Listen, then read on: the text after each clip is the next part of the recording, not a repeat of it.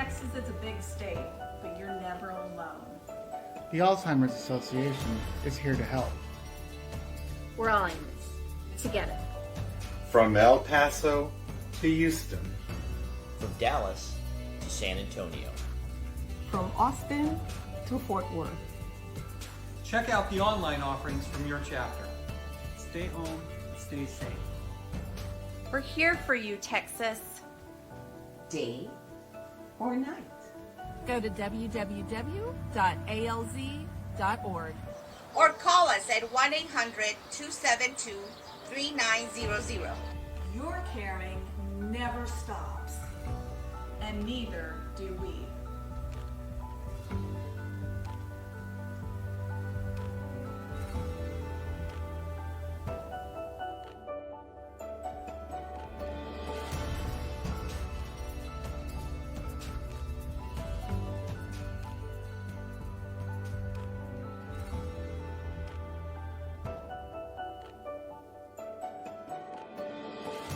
All right, thanks for being patient with us, and we're back.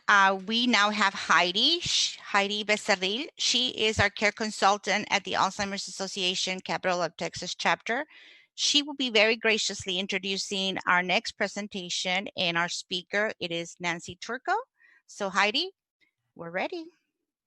Hi, everyone. Maxine, just doing a mic check. Can you hear me? Absolutely. Okay. We're happy to have Nancy Turco today. She has worked with Alzheimer's residents and families for 25 years with music therapy and activities. She has written and performed jingles and parodies for KVET Radio, Clear Channel. Currently, she's working on her third exercise DVD with sing-along music for seniors.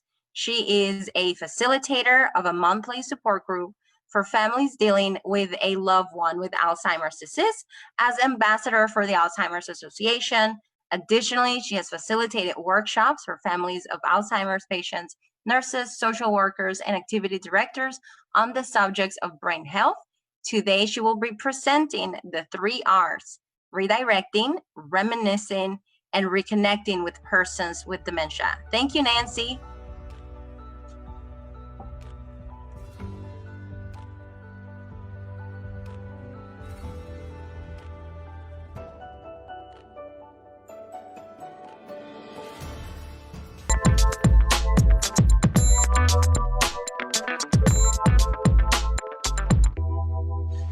Everybody, I'm Nancy Turco, and I've been working with people with dementia for over 20 years. I started when I was 15. I've seen a lot of things evolve in the way that we treat people with Alzheimer's or dementia, and the way that we interact with those people, and also how we work with families of people with Alzheimer's disease. And I am still learning. I learn something every day. I learned a lot about what works well most of the time, what works well sometimes, and especially what practically never works.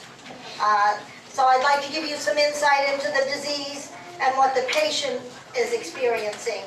And also, hopefully, give you some tools so that you have a more positive effect on that person and a more rewarding experience working with someone with dementia. And also the person with the dementia too would have a more positive experience under your care, considering all the circumstances. And for purposes of less confusion, we're going to just use the word dementia, which is an umbrella for all of the dementias. And sometimes I might interchange those with Alzheimer's, but we'll just use the word dementia. All right. There was a couple that went to the doctor, and they were very concerned that they couldn't remember things. So the doctor suggested to the couple that what you need to do is make a list, write down everything so you don't forget.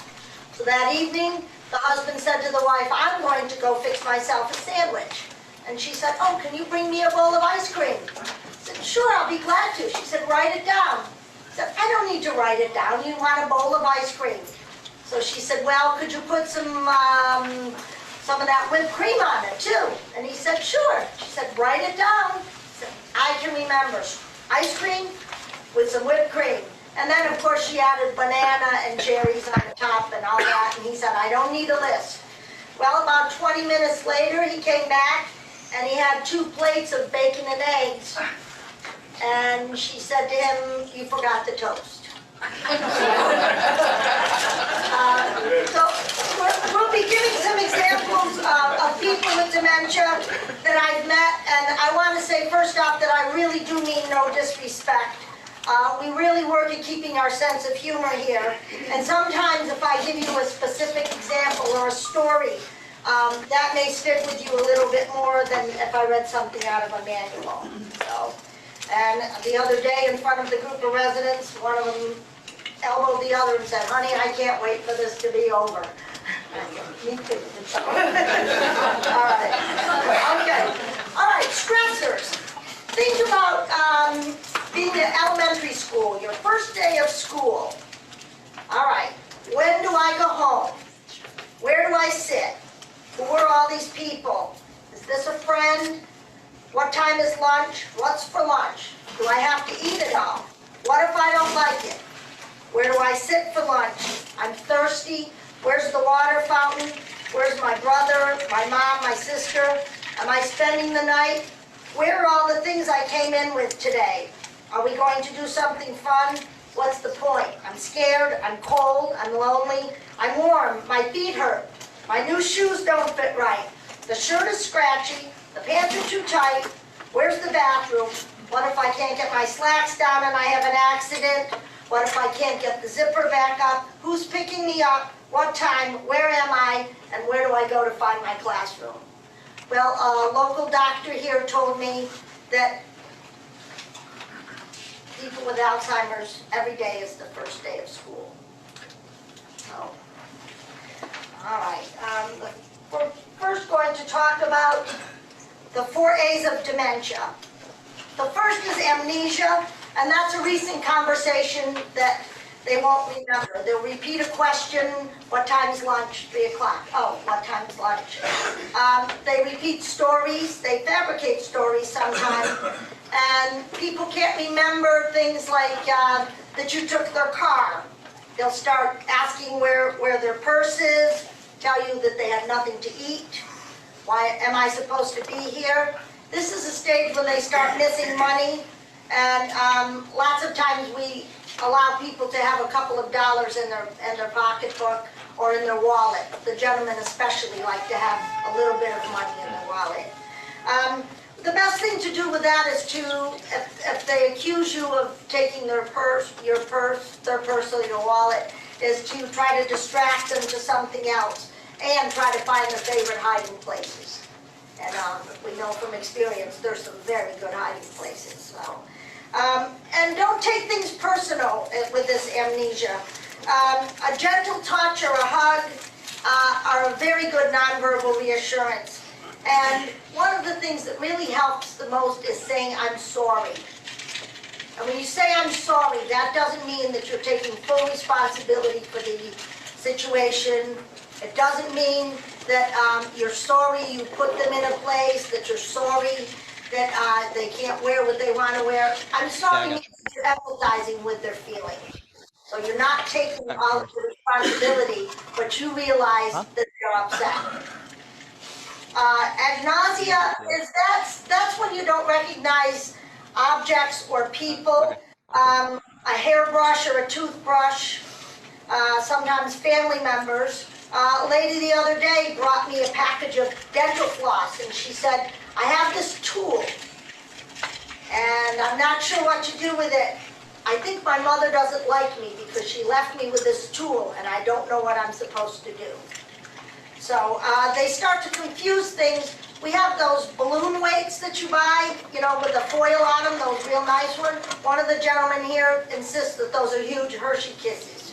So we had to get rid of all the balloon weights because there's cement. He took a bite out of it because he thought it was a large Hershey Kiss. So, and this is too when they'll admire something like your jewelry. One lady will admire my jewelry. She'll be in this room and I'll walk out and 3 minutes later she'll say, oh, you have some of that on too. I just saw somebody else with some of that. Can't even quite think of what it is. And aphasia is when you can't understand the language or you can't use it. Lots of times they replace one word for another. They use the wrong word or something from the same group of words. Let's see. Where's that stuff that you use to clean the plates with when they're thinking about dish liquid? And sometimes they can't understand the spoken word and they can't speak it either. There's expressive aphasia, and that's when they can't make their wishes known. Lots of times this is when people are in pain and they can't tell you they're in pain or that they need to use the restroom, things like that. And then receptive aphasia is when they can't comprehend the spoken word because the communication that they're getting is all garbled. We have one gentleman that will listen to Jane do some sort of a lecture and she'll ask questions and he'll give the answers about 10 minutes later when he's down the hallway. It's just registered then, and so you have to give people time. That's one of the important things. Now, apraxia, that's when you can't coordinate your purposeful movements. Your brain doesn't tell your body how to stay balanced, and that's when falls occur.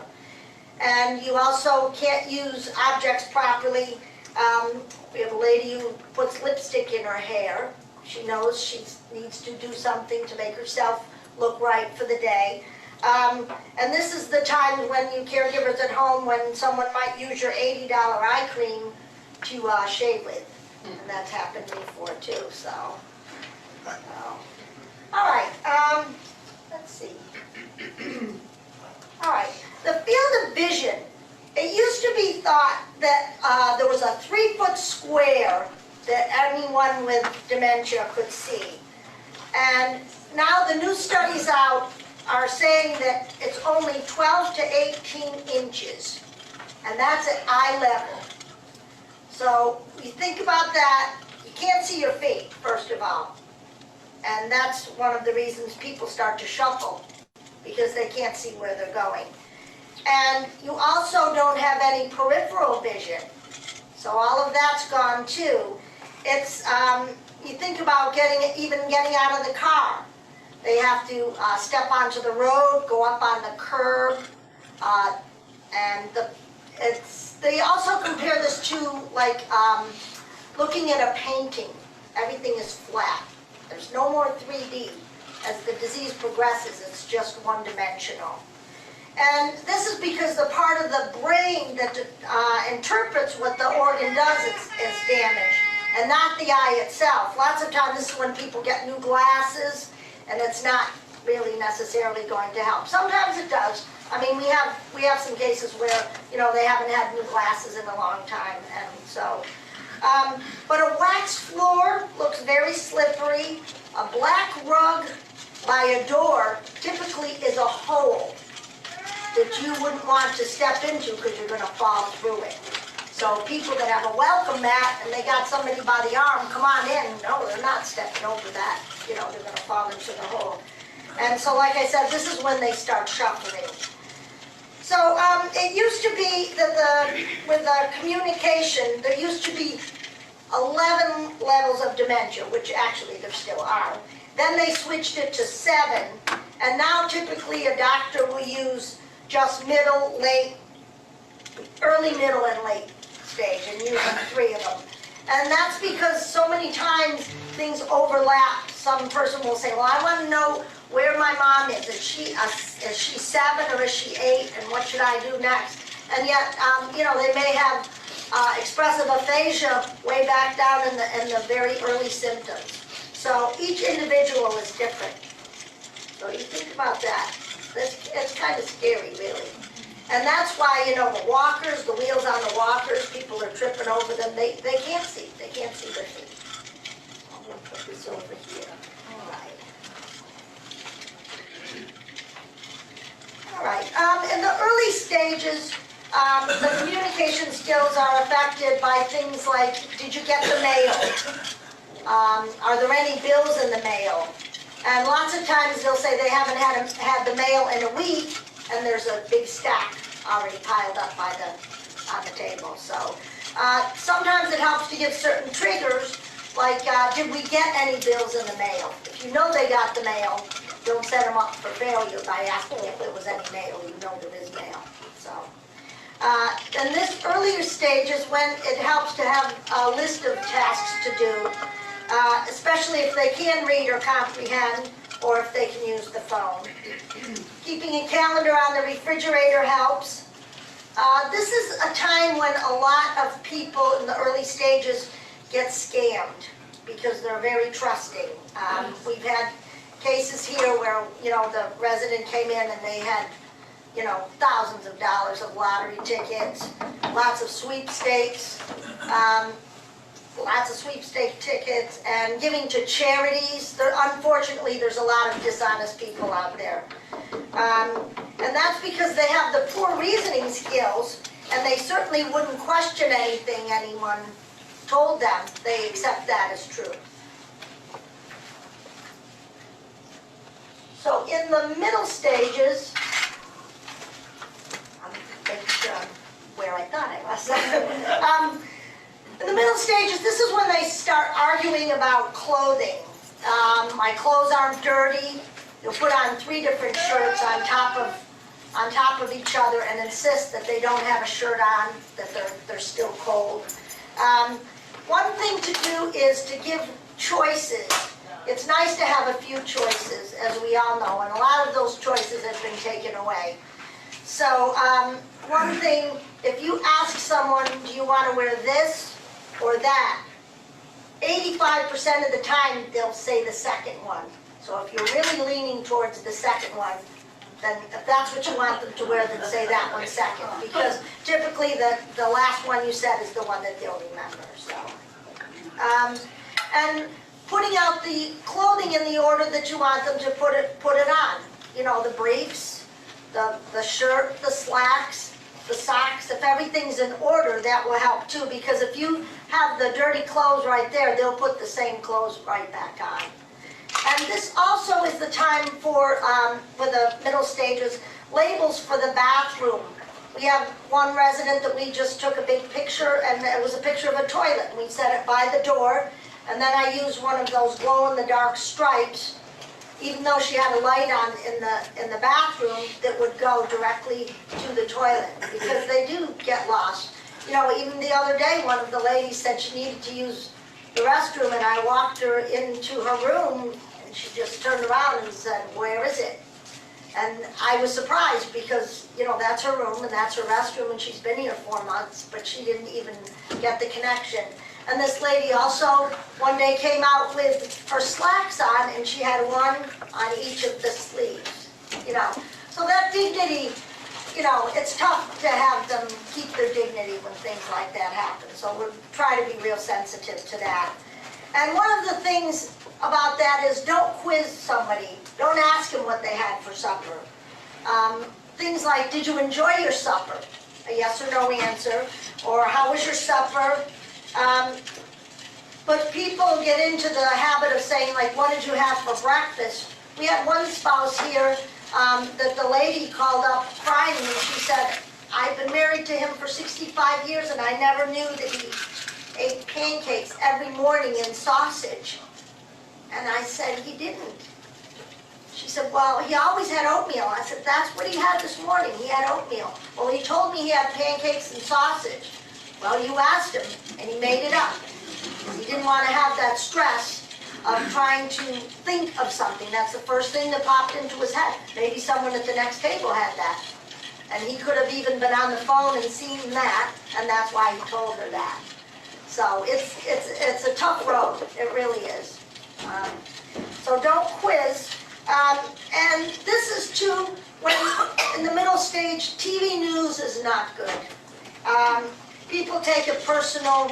We had one lady whose father had been a conductor on the train years and years ago. And there was that happened, there was one day there was a fire on one of the trains in New York City. And someone had the news on, which they're not allowed to do, and could have been one of the residents selected it. But this poor lady was beside herself. Her father was on that train. And she was expecting him home, and she, you know, what if he was burned on that train with all those other people? It's, you know, they can't differentiate between what's real and what's not real. And it's hard because sometimes you get them in the moment and you say, oh yeah, they know that. They know that that's not real. And then 5 minutes later, you know, you're back to square one again. So, this is true though, where people still like the newspaper. Lots of times people get the newspaper here, they don't even open it, but that routine of getting the paper is still important. And that's when we really work at living in the moment and welcoming yourself into their world. Because you'll save yourself a lot of stress and a lot of heartache. And I do want to say that it is quite a journey, and I marvel that people can take care of their loved ones when things like this happen. Now, in the late stage, things like who are you, that happens here, and people will come in and it's sad. They'll say, Mom, don't you know who I am? No, she doesn't. So sometimes people will wear name tags. One daughter, you know, that had come to the support group, she says to her mother, hi, it's me, your favorite daughter. Well, come to find out, she told us she actually wasn't the favorite daughter, and the mom hadn't spoken to her in years. The mom, she said, I like my mom like this. She doesn't remember that she doesn't like me. Which is, yeah. We got along, and my sister was always the favorite one, and now my mom likes me. So she was good with that. The other sister was relieved that someone else could take over, too. So, all right. The approach for people with dementia, always approach from the front. Never go up behind somebody and tap them on the shoulder or call their name. You'll spin around. Lots of times people will fall because you'll startle them, especially if you touch them on the shoulder. It's scary out there. And remember, again, no peripheral vision. So coming up on the side like this, I mean, we've, outside here, you know, we've done a full circle, you know, 20 yards around, and then, oh, hi, how are you? Because it's less scary that way, and it's a much more friendly approach. And always make eye contact. Get down to someone's level. If they're sitting, don't lean over someone while they're sitting. You know, you squat down a little bit and get on a more personal note with that person. And there is a 3-foot rule. You know yourself, even in when they do trade shows and things like that. That's one of the big no-nos. You need a 3-foot rule. That's why people a lot of times at the trade shows will put a table in front of them. They don't want people in their space. They want to talk to them, but they don't want them invading their space. So the 3-foot rule is pretty good for everybody. And as far as hugging, always ask prior to touch if you don't really know the person. Sometimes that's a little bit scary. It's important to remain calm and use familiar words with simple questions. There's no need to elaborate. You need to ask the same question again. And I myself, with my heightened energy that I have sometimes, am the worst one for this. I'll say to someone, it's time for lunch. And they'll say, what? Aren't you hungry? What? Do you want to eat? Come on, let's go. We're going down the hallway, just around the corner down here. Well, you've said 10 different things to this poor person, rather than just saying, let's go, it's time to eat. Something a little bit simpler, so that they don't have to process all of that over and over again.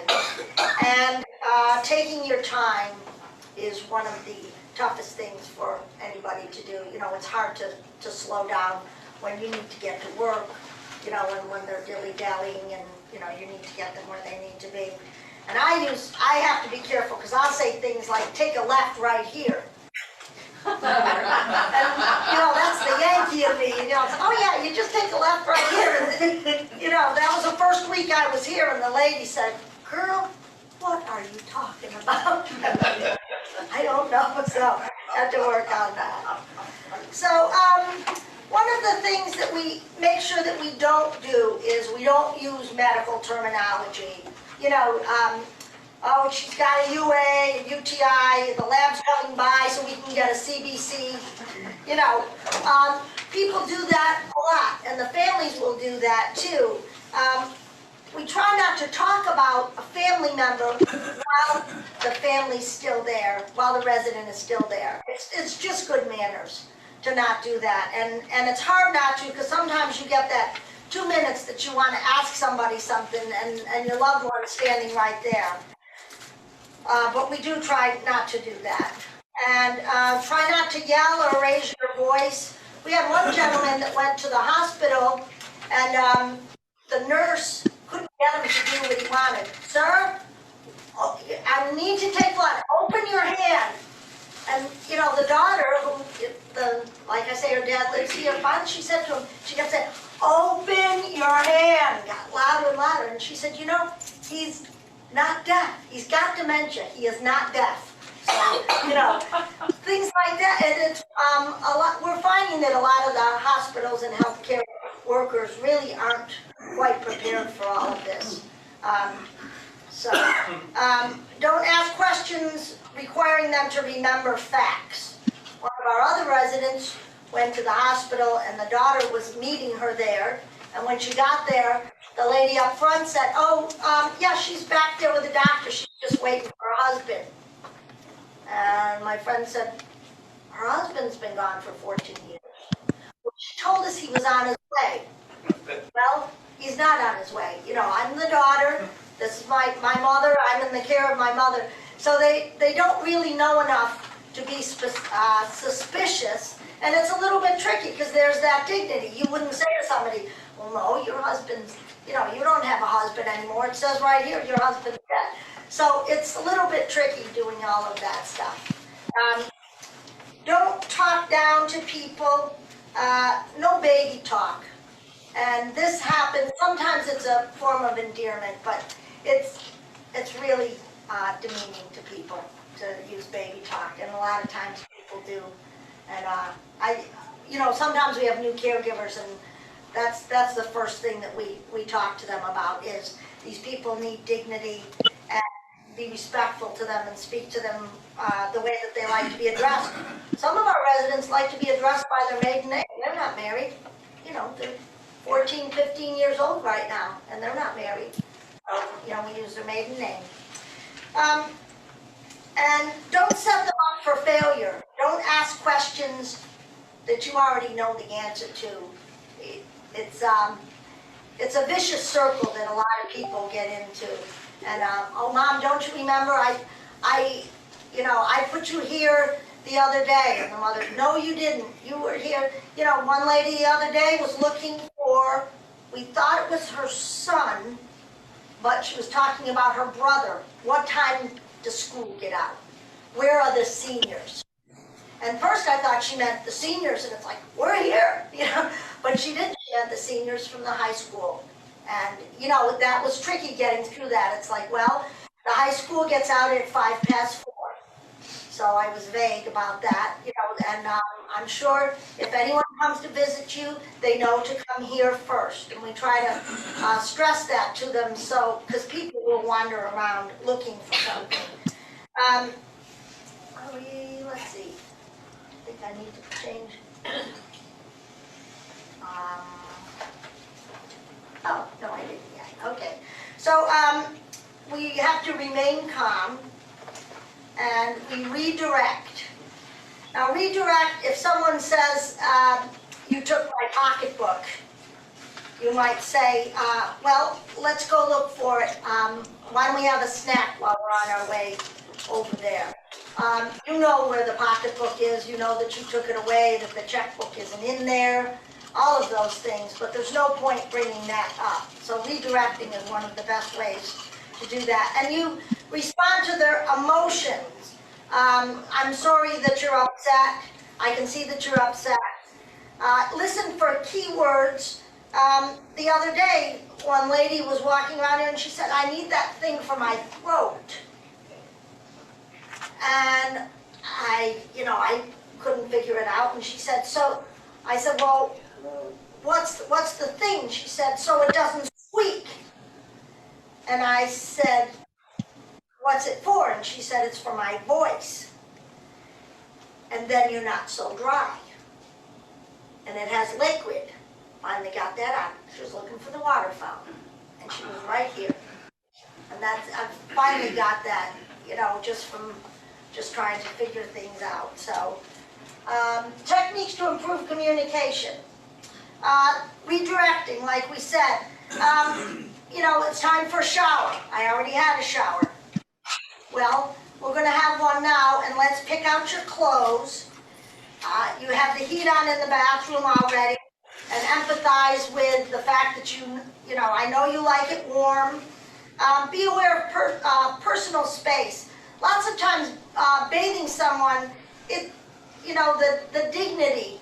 A lot of times people that are here, first of all, they remember what their mother told them. Don't let anyone touch you. Don't let anyone do that. And that's about where a lot of people are. And it's very demeaning. And, you know, talking people through it is the best way to preserve their dignity. And, you know, we had one lady a few weeks ago, and I said, I know you like to do this yourself, but we need to keep you safe. And I'm sorry you're embarrassed. I don't want you to be embarrassed. And then we had a whole discussion about what you call the breasts. I mean, she had all these words that I had never even heard before, but, you know, but it got us through. It got us through the moment. It got us through the, you know. So a lot of times people will say, oh, they're just like children. Well, they're not.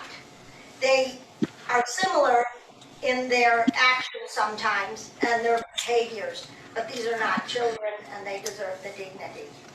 So if you're going to give someone a shower, make sure you have the towels, the shampoo, the soap, shaver, shaving cream, undergarments or the briefs, slacks, shirts, socks, shoes.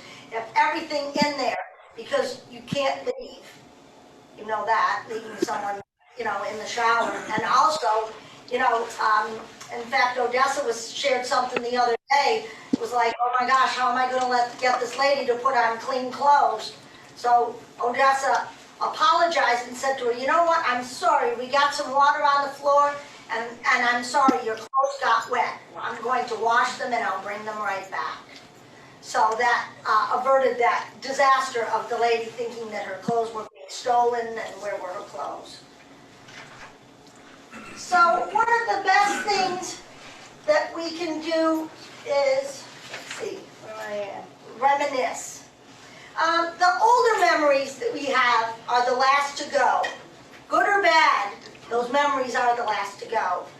And sometimes with people, that memory is not accurate, but it doesn't really matter because it's the feeling that they have about that memory, not the facts themselves.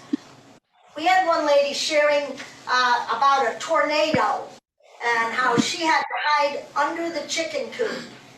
And she said, I remember my mom waving from the back door, yelling to us to hurry up, hurry up, hurry up. She said, and then all of a sudden my mom said, no, no, don't come this way. And the tornado was right behind the house. So their house was spared, the neighbor's house wasn't, and they spent the afternoon under the chicken coop. And like she said, boy, you think something smells around here, whoa, you've never been under a chicken coop. So those senses, she remembered. I think I would remember what a chicken coop smelled like too. So, you know, people that like to do things like feeding the chickens. You know, we have one resident who has to check outside and make sure that the cows were fed. If you tell them, trust me, those have been fed, well, I need to check for myself. And typically you walk outside, then that's gone. You know, they won't remember that that's what they were checking for, but you've averted that argument that you have. The senses are very keen at this time too. Baking bread, anything that stimulates the senses helps. Even like kneading bread, Play-Doh, things like that, or clay. And one of the things that they're finding now is there's a new study out on neurobics, they call it, and it's combining a few things at the same time, like listening to music while working with clay is one, or you know, smelling like a perfume or a scent while you're working on a crossword puzzle or a jigsaw puzzle. And you know, 5 pieces of jigsaw puzzle a day are enough to repair some of the connections in our brain. So I just add that in. So share your own memories with the person rather than asking them, like, you know, Dad, do you remember the time we went on vacation to the beach? You said, Dad, one of my fondest memories is when we went on vacation and you were acting silly and running in the water. Tell them what you remember, and you'd be surprised at what then they can add to that memory. There was one gentleman here that we were talking about childhood games, and he said, well, can I share something? And, sure you can. He said, well, my brother and I play on the hill all the time, and we were running down the hill and playing and doing all sorts of games, and then he dropped dead. And of course the other residents are like, no, he didn't. And I said, well, I'm sorry. He said, yeah, he did. Well, I thought it was a fabricated story. Well, come to find out, he was golfing with his brother, and his brother did pass away, had a stroke. And it wasn't that long ago, but he was reminiscing about childhood things and remembering, playing with his brother. So the facts didn't matter, it was that feeling that he had. And so that was a little bit tricky that time. But sharing your own memories is one of the best things you can do. Rather than asking them if they remember, tell them what you remember and what you recall. And photo albums work too. Lots of pictures. Reconnecting is another way. You put yourself in their world and not in your own world. A friendly conversation, silly songs, and even that, singing Jack and Jill Went Up the Hill, you say things like, oh, that's what my kids used to sing. So you're not saying to them, oh, let's sing Jack and Jill Went Up the Hill. There's that dignity again, and you really have to be sensitive to it. And most of the time people don't mean any offense by it. You get caught up in the moment, but that's one thing you really have to be sensitive about. And magazines are good. Reminisce magazine is really good. Old catalogs. We have a Sears catalog from 1912.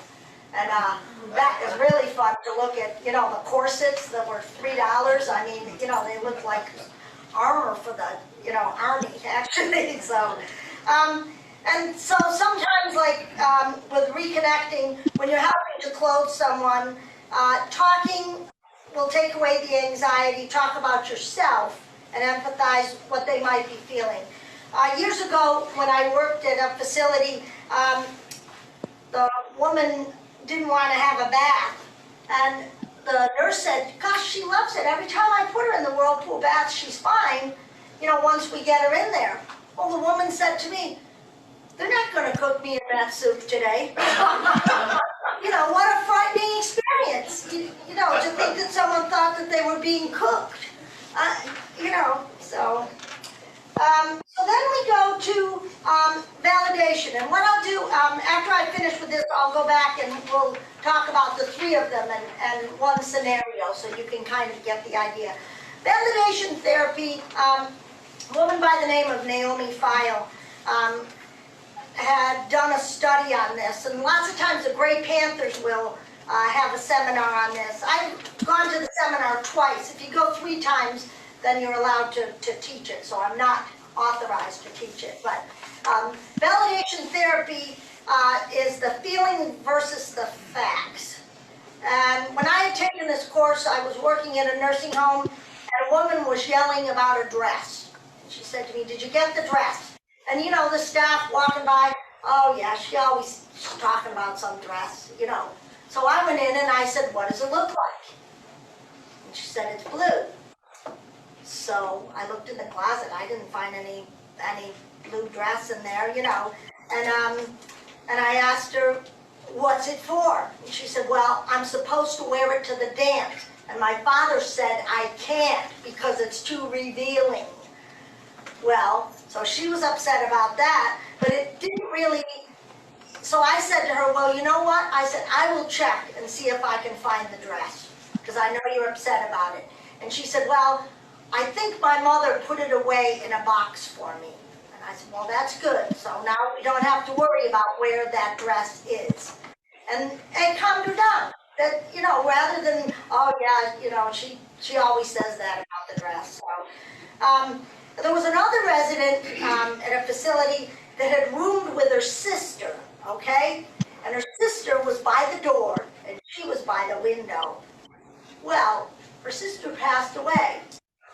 So they thought it would be a great idea to move her over by the door. Well, she told me, she said, I'm on my way out. That's the next, you know, my sister just died, they're moving me out the door next, you know.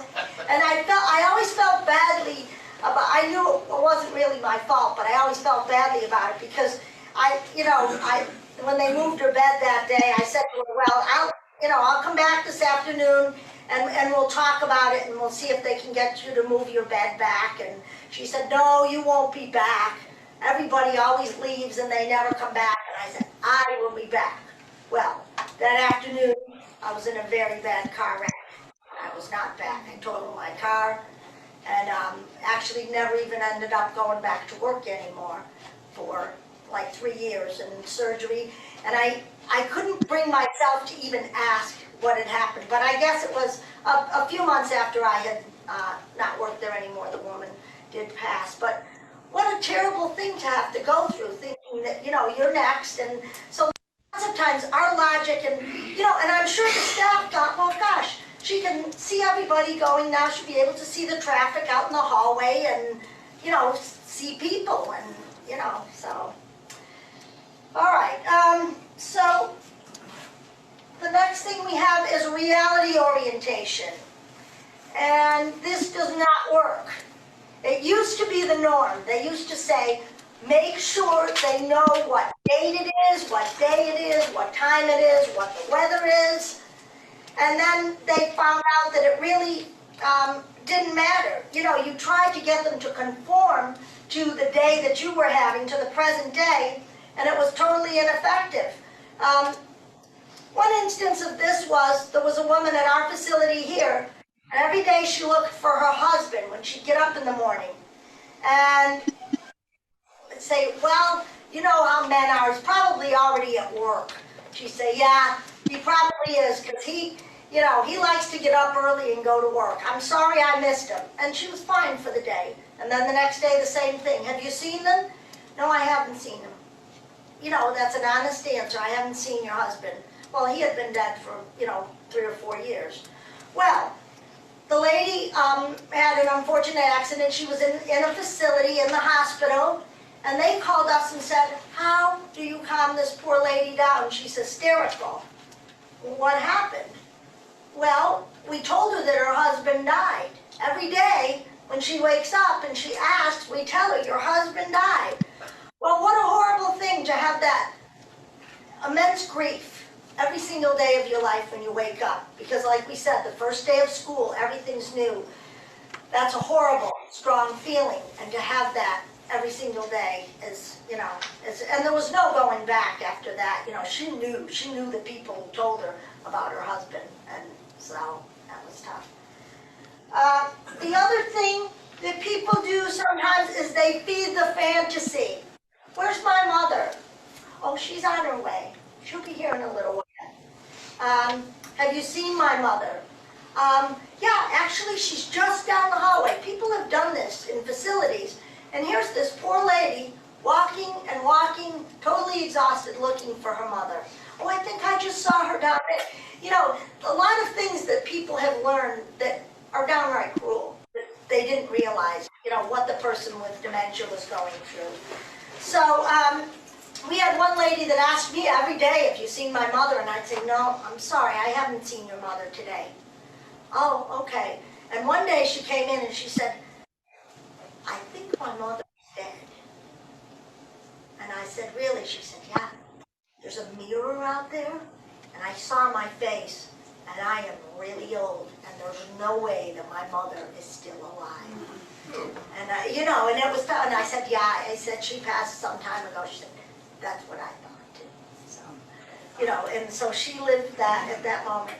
But feeding the fantasy, I'll give you an example of all three of them here. Let's see. Okay. Someone says, I have to get home to fix supper for my husband. Okay. You could use reality. Your husband passed away years ago. You live here now. We cook your meals. You've been here for 3 years. Okay, the benefits? That lady may not worry anymore. Oh, okay. I don't have to serve. I don't have to get supper ready. The drawbacks, she'd be re-mourning the death of her husband. She might have increased anxiety, and there's much more room for argument. I don't live here, you're lying. My husband dropped me off here when he went to work this morning. I have to get the 6 o'clock train to the next town, and you're lying. So, and feeding the fantasy would be, say, oh, let him fix his own supper tonight. He'll be fine. You stay here with us, and he can fix his own dinner. Take the later train, the one at 8 o'clock. Wait here. The train will be here soon. Well, there was one facility where that lady waited all night long in the lobby because she was not going to miss her train. So that's the feeding the fantasy. And you get yourself, you know, even, well, like children, although we say they're not like children, but you know, kids, you start a story, you better be prepared with all your facts and, you know, back up everything because people know that they're being fooled. So, so the validation, if a woman would say, you know, I have to fix supper for my husband, what kind of things did your husband like to eat? Do you enjoy cooking? What's your favorite thing to cook? Or even bring up what you like to cook yourself. What did you used to cook for your husband? And that, lots of times this is when they'll talk about, I want to go home. I want to go home. And we have really realized that the feeling that they want is home. It's not a place, it's a feeling that they have, that feeling of safety, of the fact that there's no worries, I'm being taken care of, I don't need to do anything, and this is where I should be. And it's very scary, you know, when people say, I want to go home, but they want that feeling of being home. We had one family who, gosh, she felt so guilty, she was like, I'm going to bring her back. I'm going to bring her back home. Well, they drove all the way to Bishop. And the mom got in the door and she said, I'm not living in this dump. Well, but Mom, this is home. This isn't home. You know, she didn't even remember that that was her house. And that was only like 3 weeks beforehand. So whatever she was going through she was looking for that feeling. So, and so, like we say, there's no filters. You leave your ego at the door, and we know that. There's 2 ladies here in the front row, lots of times they, you know, say, doesn't she ever stop? She's yakking away, always going on about something. And I can hear just fine. You know, I can hear what they're saying. I don't get half of it, do you? I can't wait to get home and get out of this place. Oh, your hair looks nice, they'll say. Your hair looks nice, much better than it did last week. Oh, thank you. You know, and so one gentleman said to me the other day, didn't you used to work here? Yes, I did, and I'm back now, you know. And one day I asked about, you know, I said one lady was crying, and I said, you know what, maybe later on I'll get my guitar and I'll sing. And she said, oh, for the love of God, please no. Okay, well, maybe we won't get the guitar. And one day I was sitting in the room here next to a lady, and she looked over at me and she goes, when's your baby due? Not for a while, not for a while.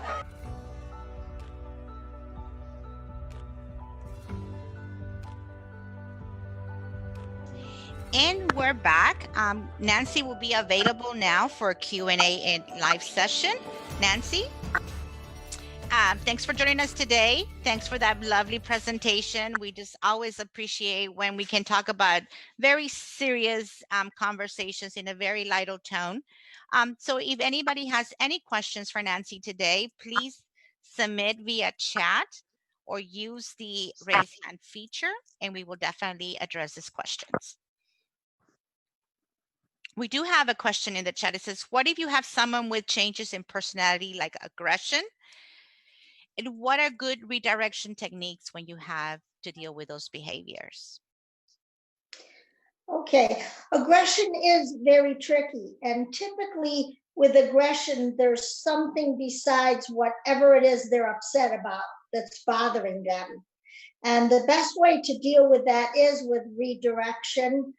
Sometimes it's as simple as saying things like, oh, did you hear the phone ring? I need to go get the phone. Or sometimes it might even be taking a walk outside. We'll talk about that later.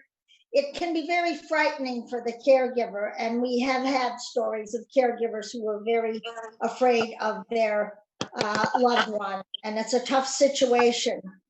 But really, sometimes you need to be safe, and you're the one that needs to have to leave the area and walk away from it.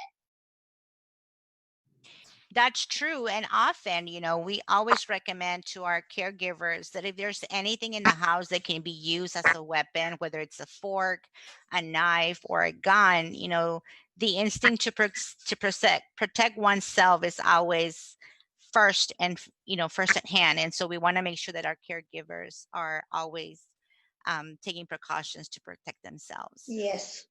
Mm-hmm.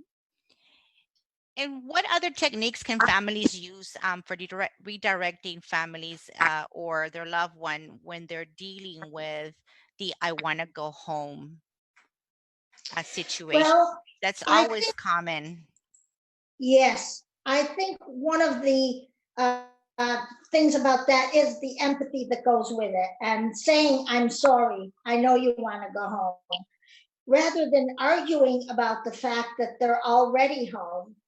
Sometimes we'll say, what do you miss most about that, about being at home? Not arguing about the fact that they're already home. And redirecting, sometimes we can say, how about later on, we'll try to see if we can get someone who might be able to take you somewhere. For now, why don't we take a walk outside? Why can you help me fix dinner? People do like to help, and people with dementia especially need to feel useful. And we do find that typically the most prevalent time of the day is afternoon, when people are ready to go home. And that has to do with the sundowning and with there's been a lot of studies on that, but it does have to do with light. So keeping light on in the corners of the rooms is very important. People sometimes will even walk in front of the TV and see a shadow and be afraid of that. So making sure that they feel safe, and by redirecting as far as looking through a magazine or looking at photos, or can you help me with this?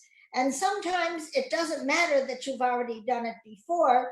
A basket of laundry gets messed up somehow, and then you ask to have them folded again. We've had people say, oh gosh, here I am working. I just did these yesterday and now there's more of them.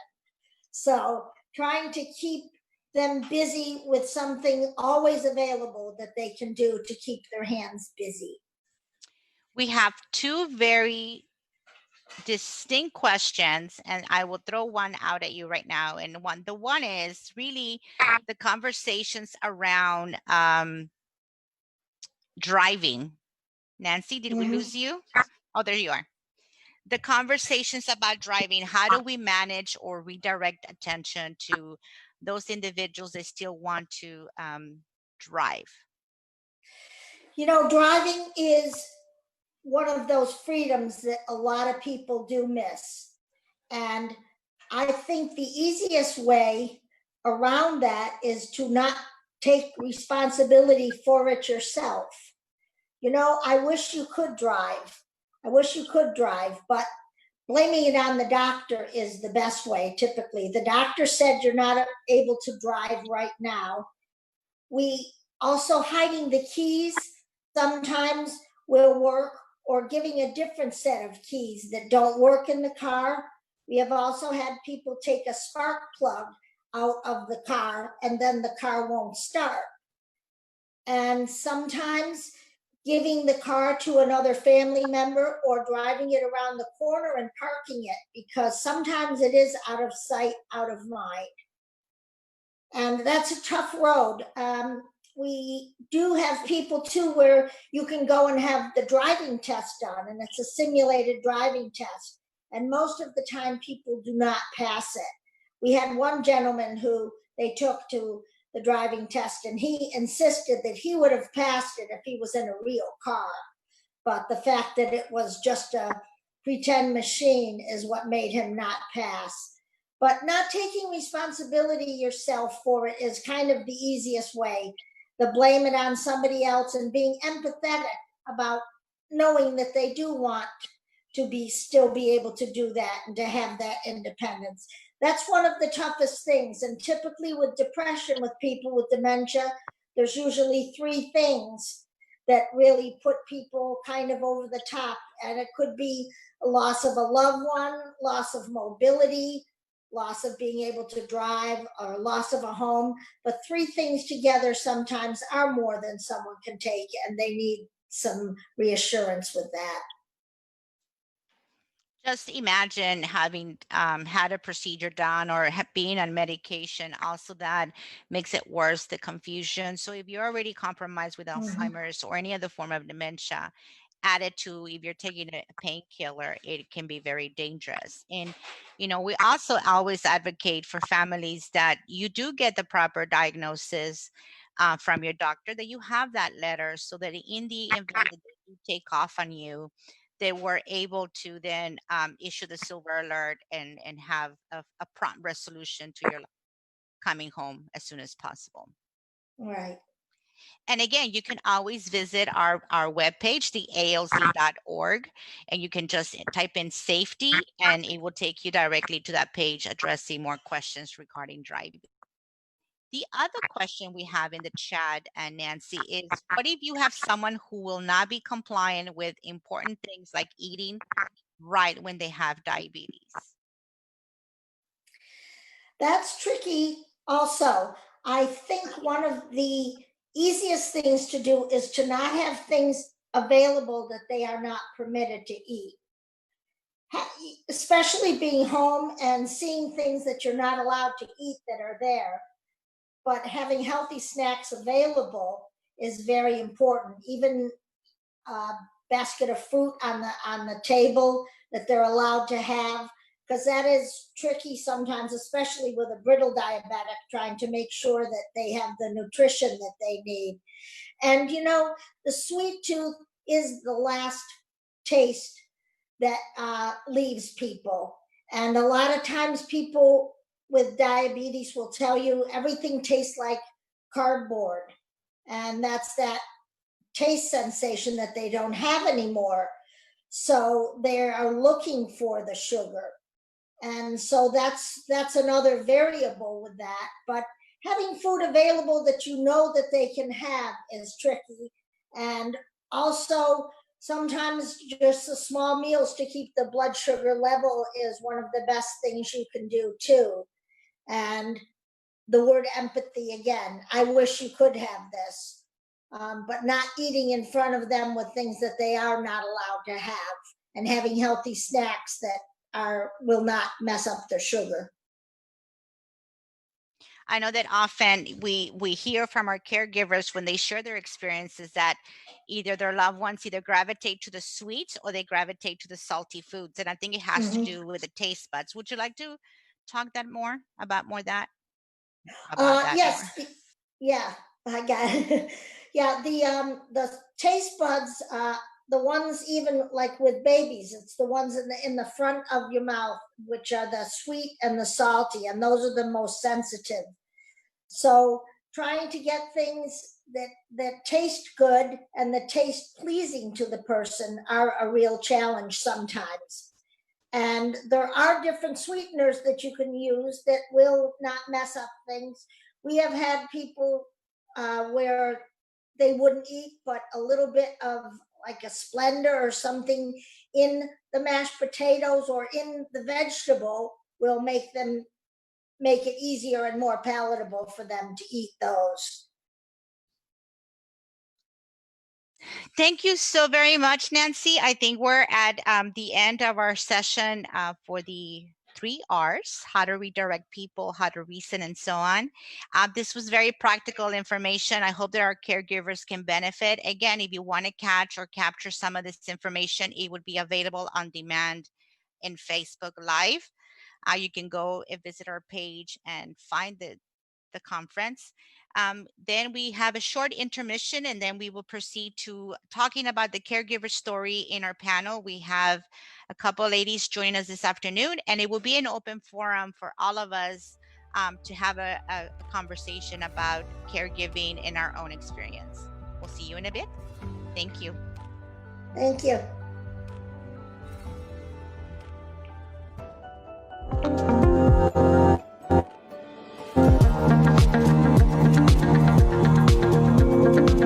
I think that in order to beat Alzheimer's, we need more team captains to rally to the cause, to reach out to their communities, and to get more people involved so that we can raise the funds to stop this disease. It's something that I care about, that affects me on a daily basis with my mom and dad. When I decided to do it, it was all in, and every person that responded, every email that got, every note was just better and better and better. It makes you feel really special to have that kind of reaction, and it's not that hard to do. As the team captain, it was really easy to recruit team members. Once I started talking about the disease, it was crazy how many friends and family have been affected by it also. It wasn't difficult. I started with emails, and then I went to social media, and then word spread, and now everybody who did it the first years, family and friends, also are on the team. The rewards of being a team captain are growing your team and seeing all of the funds that you raise and all of the progress that you've made come walk day, and to just be able to celebrate those victories and celebrate the day with your family, teammates, as you're recognizing and honoring those who have suffered from Alzheimer's. We have to find a cure, and having a team and raising funds helps support families, caregivers, helps fund research to find a cure. There's a certain amount of catharsis, there's a certain amount of therapy for yourself when you know that you're giving back to something and doing whatever you can to, eradicate this disease.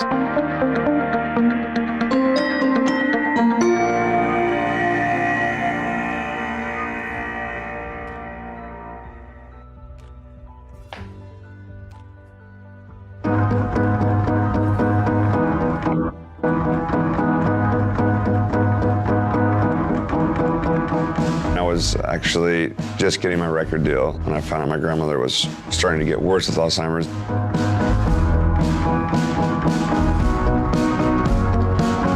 I still see her face in the crowd now, even though she's not here anymore. My mom has Alzheimer's. She's had it for 13 years. My connection to Alzheimer's is my grandfather. My grandmother is going through this as well right now. Song is what can really be a remedy for the hard times that surround Alzheimer's.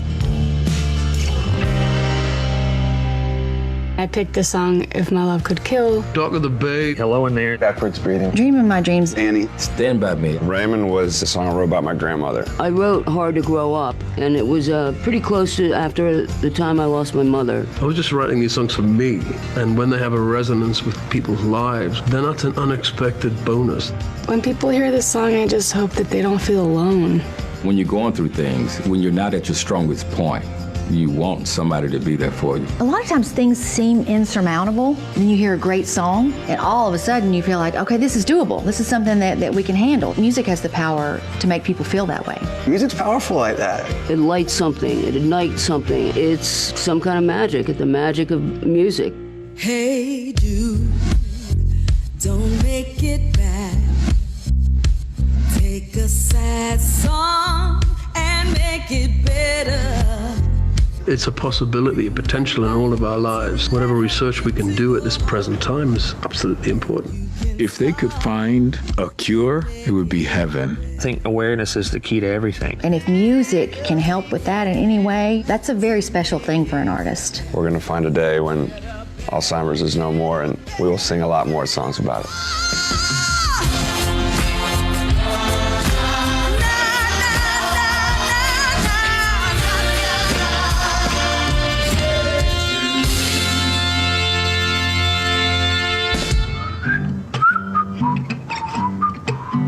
I can't whistle this time of the morning.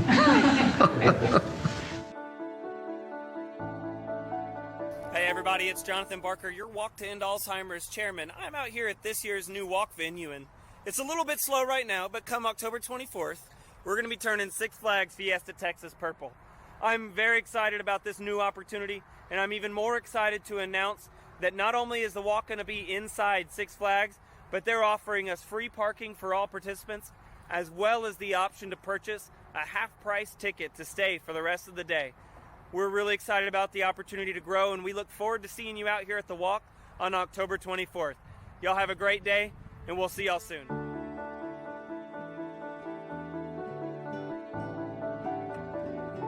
Hey Austin, we miss seeing you at our walks, fundraisers, educational programs, and conferences. And while 2020 has been a tough one, we are all in it together. We here at the Alzheimer's Association are still fighting every day for a world without Alzheimer's, and we are still striving to provide caregivers with the support and education they need to do their good work. Unfortunately, Alzheimer's isn't taking a break for quarantine, so as they say out in Hollywood, our show must go on. So, with that in mind, our 2020 CareGiver Conference will be held virtually, Saturday, July 11th from 9 a.m. to 2 p.m. With presentations from these brilliant dementia care professionals as well as panels on finding common ground in caregiving across generational lines and addressing resources that may help pay for long-term care solutions, you really don't want to miss this. Registering to attend is just as easy as clicking the link above and following the simple instructions. And once again, the 2020 Austin Caregiver Conference will be held July 11th from 9 a.m. to 2 p.m. Have a good one, y'all. See you Saturday.